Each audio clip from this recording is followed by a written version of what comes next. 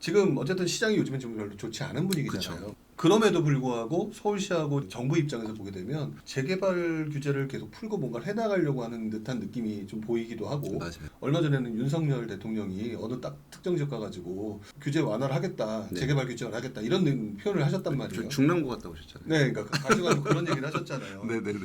그러니까 많은 분들이 그걸 보면서 아 재개발 괜찮겠네 생각을 하실지 몰라도 너무 많잖아요. 너무 많죠. 네. 너무 많죠. 너무 많다 보니까 지금 현재 그 흥부님이 관심을 갖는 지역들이 어디가 있는지 또는 이 지역은 지켜봐야 될 거다 그런 부분들을 조금 설명해 주시거나 간단히 소개시켜 주신다면. 네. 예, 보통 이제 그 재개발 재건축 전문가들이 나와서 뭐 3억대 투자처, 막 5억대 투자처에서 막 지역을 찍잖아요. 네, 그렇죠. 근데 저도 얼마 전에 머니쇼 나가서 그렇게 그 강연은 하긴 했어요. 왜냐하면 이제 대중들이 그런 걸 원하시니까. 네. 근데 사실 그게 아무 의미가 없거든요. 왜냐하면 제가 아까도 말씀드렸다시피 내가 3억을 투자를 했는데 예를 들어 마진이 1억이야. 그럼 그런 투자는 하면 안 되는 거거든요.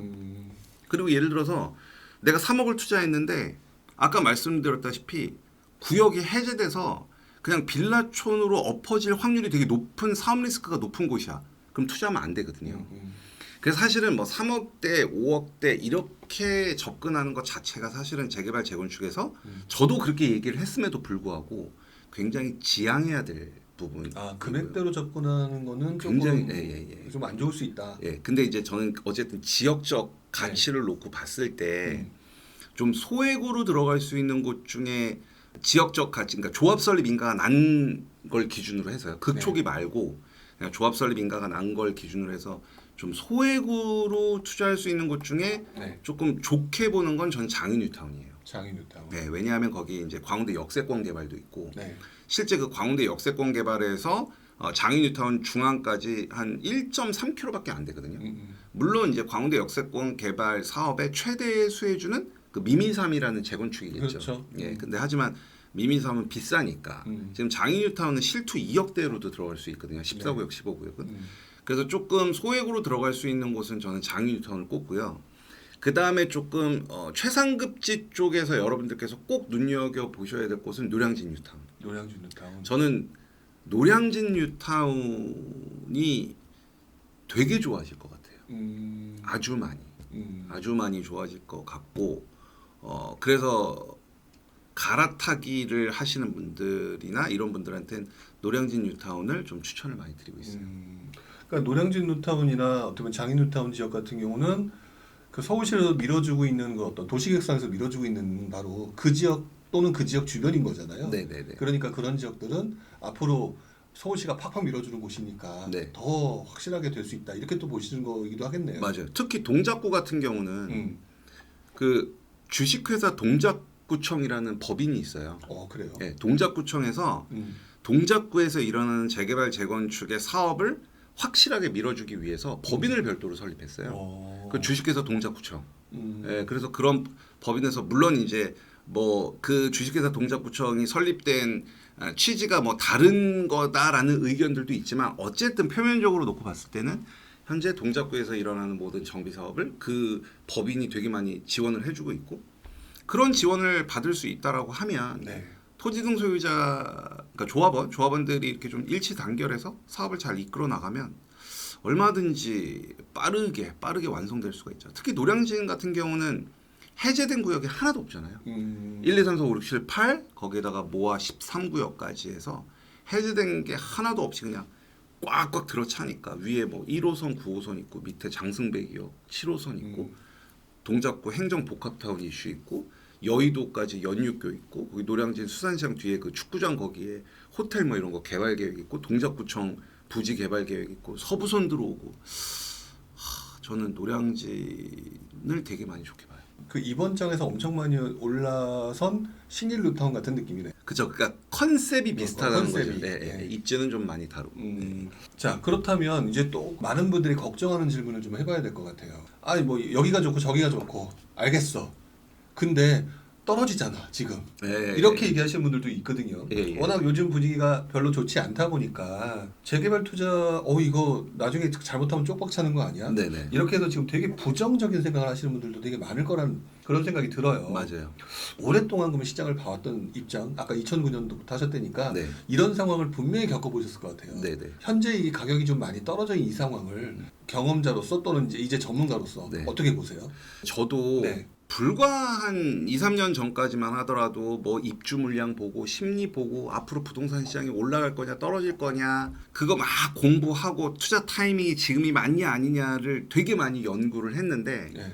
결론을 내린 건 나는 시장을 예측할 수가 없다는 거였어요. 내 능력으로는 장이 오를지 떨어질지를 예측할 수 없다는 거였고 그래서 제가 내린 결론은 지금 현재 얘의 가치가 있냐예요. 지금 이 물건 자체가 가치가 있느냐를 저는 가장 중심으로 봐요. 예를 들면 내가 이 빌라를 지금 사는데 매매가가 3억이에요. 근데 나중에 입주할 때 분담금으로 4억을 내요. 그럼 여기에 지어지는 신축 아파트를 나는 7억을 주고 사는 거거든요. 그렇죠. 근데 옆에 있는 신축 아파트가 예를 들어서 15억이에요. 그러면은 기본적으로 마진이 한 8억 생기잖아요. 네. 그러면 앞으로 장이 떨어지건 저는 중요한 게 아닌 것 같아요. 마진이 8억인데 떨어져봤자 1, 2억 떨어진다 그러면은 6억 정도 이득 본다고 생각했다가 나중에 그렇죠. 올라가면 더 좋은 거고요. 더 좋은 거고 그렇죠. 이렇게 좀 편하게 생각한다. 그렇죠. 아까 15억일 때는 내 마진이 8억이지만 14억이면 7억, 13억이면 6억 이렇게 줄겠죠. 하지만 얘가 진짜 반토막이 나지 않는 이상 나는 무조건 이 사업장이 사업만 잘 진행되면은 무조건 수익을 거둬가는 메커니즘이 나오거든요. 그러니까 손해 볼 수 없는 구조니까. 없는 구조니까. 근데 저는 그래서 무슨 노력을 하냐면 그러면 지금 사는 빌라 3억은 이미 가격이 결정돼 있는 거죠. 네. 매도인이 나중에 가서 1억 더 내놔라 그러지 않죠. 핵심은 뭐냐면 그러면 나중에 내가 내야 될 분담금 4억이 이게 정말 4억이냐는 거죠. 얘가 5억, 6억, 10억이 돼버리면 아까랑 게임이 달라지는 거죠. 그렇죠. 예, 내가 예를 들어 지금 3억 샀는데 분담금으로 12억을 내래. 그러면은 내가 아파트를 갖는 총 매매가는 15억이 되잖아요. 네. 그럼 옆에 있는 신축 아파트가 15억이니까 이런 투자는 할 필요가 없는 거죠. 그렇죠. 그러면 결과적으로 내가 그 분담금을 계산하는 합리성 네. 거기에 저는 에너지를 쏟아요. 그러니까 부정적으로 집값이 떨어질 거냐 안 떨어질 거냐는 별로 신경 쓰지 않겠다. 네. 그러니까 분담금을 4억을 내면 이 4억이 정말 합리적이냐는 거죠. 특히 요즘 같이 공사비 막 오르고 분양가 계속 오르잖아요. 네. 그러면 내가 투자하는 곳에 지금 현재 평당 공사비는 얼마 정도 잡혀 있는지를 보고 그러면은 인근에 또 막 새로 계약을 막 하잖아요. 그러니까 예를 들면은 한남뉴타운 같은 경우는 그 현대건설이랑 평당 공사비 계약이 598만 원이었거든요. 평당. 되게 싸잖아요. 근데 작년에 계약한 한남 2구역은 서밋이랑 770만 원에 계약했거든요. 네.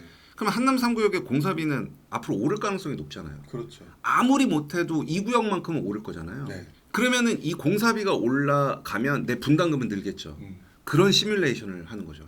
그래서 진짜 내가 갖는 총 매매가가 얼마인지 저는 거기에 에너지를 거의 90% 이상 쏟죠. 앞으로 막 오를지 떨어질지를 걱정하는 것보다는 내가 정말 이 빌라 3억짜리가 내가 진짜 7억에 사는 건지 9억에 사는 건지 그거를 계산하고 검증하는 데에 중점을 많이 둔다는 얘기입니다. 요즘에 재개발 시장이 주춤거리니까 사업 진행이 쉽지 않다거나 분양가를 높이기가 쉽지 않잖아요. 네네. 그러면 재개발 투자가 어렵지 않느냐 네. 이런 식의 질문을 드리려고 했는데 네. 아, 그것도 대답해 드릴 게 있어요. 아까도 잠깐 말씀드렸다시피 빌라를 때려 부시고 아파트를 짓는 데는 비용이라는 게 들어가거든요. 네, 그렇죠. 네, 그러면은 그 비용을 일반 분양으로 상쇄를 시켜야 되는데 못하니까 조합원들이 내는 게 분담금인 거고 그럼 네. 지금같이 막 공사비 오르죠, 막 인건비 오르죠, 계속 오르지 않습니까? 네. 그러면 사업 수지가 악화가 돼요. 그러면 조합원 입장에서는 3억 분담금을 내야 되는데 4억, 5억, 6억 늘어난단 말이에요. 그렇죠. 이 조합원들이 분담금을 더 많이 내게 하지 않으려면 일반 분양가를 올리면 돼요. 조합원들이 분담해야 될 걸 일반 분양으로 전가를 시켜버리면 되거든요. 네네. 근데 일반 분양가를 계속 올릴 수는 없잖아요. 미분양 날 거지 않습니까? 그렇죠. 그러면은 이 시장에서 합리적이라고 생각하는 어떤 적정 포인트가 나오겠죠. 그 포인트를 계산을 해내고 지금같이 막 공사비가 폭등을 하면 이 일반 분양가를 가지고 공사비를 상쇄시킬 수 없는 구조가 나오면 조합원인 나는, 사업 시행자인 나는 이 사업을 진행시킬 이유가 없겠죠. 그렇죠. 예.